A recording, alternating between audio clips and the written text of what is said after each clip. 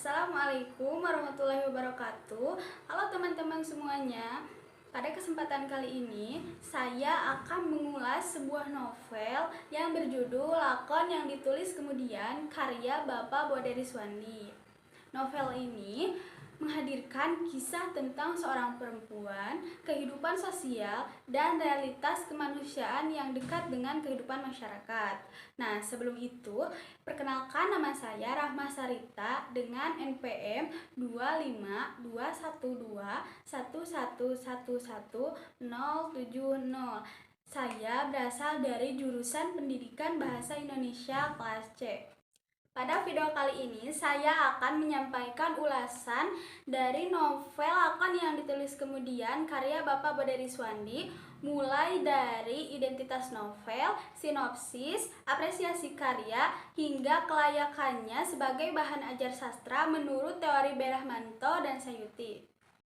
Yang pertama, identitas novel. Judulnya yaitu Lakon yang ditulis kemudian, penulisnya Bapak Bode Riswandi. Diterbitkan di Langgam Pustaka pada tahun 2024. Jumlah halaman sekitar 182 halaman. Kedua yaitu sinopsis novel. Novel Lakon yang ditulis kemudian mengangkat persoalan kehidupan perempuan dalam realitas sosial yang keras. Cerita ini menggambarkan bagaimana perempuan sering menjadi korban stigma, eksploitasi, bahkan ketidakadilan. Tokoh-tokoh dalam novel menghadapi berbagai konflik kehidupan yang berkaitan dengan kemiskinan, relasi kuasa, dan perjuangan mempertahankan martabat hidup. Salah satu kisah yang menonjol adalah tentang perempuan bernama Dahlia yang mengalami penderitaan akibat pengkhianatan dan eksploitasi.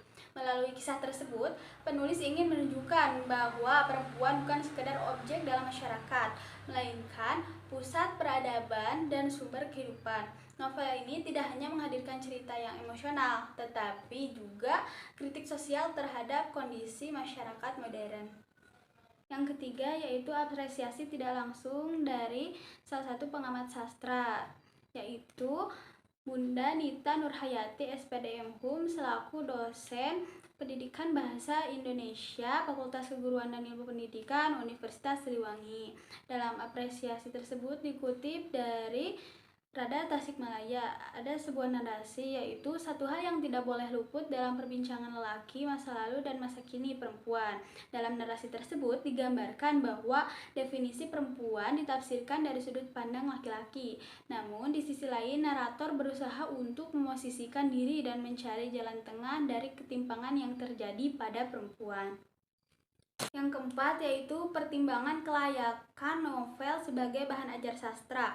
Jika ditinjau dari teori Berahmanto, ada 3 aspek penting dalam pemilihan bahan ajar sastra. Yang pertama yaitu aspek bahasa, kedua psikologi, yang ketiga latar belakang budaya. Yang pertama dari aspek bahasa, novel ini telah sesuai karena menggunakan bahasa yang komunikatif dan dapat dipahami oleh pembaca. Yang kedua, ditinjau dari psikologi, novel ini sesuai untuk peserta didik yang telah memiliki kematangan emosional. Yang ketiga, dari aspek latar belakang budaya, novel ini sesuai dengan kehidupan masyarakat di Indonesia karena membahas tentang patriarki, ketidakadilan sosial, dan perjuangan perempuan dalam pemahaman modern. Menurut teori Sayuti, karya sastra yang layak dijadikan bahan ajar harus memiliki nilai edukatif, moral, estetis, dan mampu menumbuhkan apresiasi sastra peserta didik. Tentu novel ini telah memenuhi kriteria tersebut. Keunggulan novel ini yaitu terdapat tema sosial yang sangat kuat dan juga pesan kemanusiaan yang sangat mendalam. Sementara kelemahannya yaitu terdapat konflik yang cukup berat untuk pembaca di usia muda, juga terdapat alur tertentu yang harus menggunakan pemahaman yang mendalam. Kesimpulannya, dari keseluruhan, novel Lakon yang ditulis kemudian merupakan karya sastra yang memiliki nilai sosial, moral, juga kemanusiaan.